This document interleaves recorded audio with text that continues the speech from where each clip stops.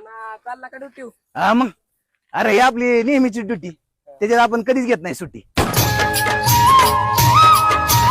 हो नाना, अरे, अरे, अरे, अरे, अरे, अरे, अरे, काय लावला रानात गाणं? ती शेरड हाना साईडला गाणं गाणं अरे तुझ्या यायचा दाना काय म्हणला? मोठ्या जनावरांना कळतं का हे कुणाचं पीक आहे कुणाचं रान आहे? तुम्हाला तर कळत नाही कोणाचं आहे? हा मला कळतंय ना, म्हणून तर शेरड आणली ना. अरे मला जर कळत नसतं ना आतापर्यंत ह्या शेरडनी ह्या मकाचा मुरघासच केला असता. अरे, बसून कोण आपल्याला पैसे देणार आहे? नाही 2-3 बोकडे इकली तरी 30-40 हजार रुपये भेटतात. नोकरी करून काय भेटते कोसळ? काय 10,000 भेटायचे. पोरग MIDC जाते 10,000 रुपये त्याला पगार भेटते. आता पोराला म्हणणार आहे बघ पगार वाढत असला तर बघ, नाही तर इथं शेरडा वाढत. हो. कोणाची हाजीहुजी करायची गरज नाही, आपला आपण मालक. अहो नाना कुठं हिंडताय ना नानाचं? ओपन गोटा करून द्या ना शेरडा सोडून. अरे आपला आहे ना ओपन गोटा, पण शेरडा एका जागेवर बांधल्या ना सुधरतच नाही. शेरडाच्या जातीला कसं हिंडून फिरून खायची सवय असते. नाना द्यायचीत का शेरड?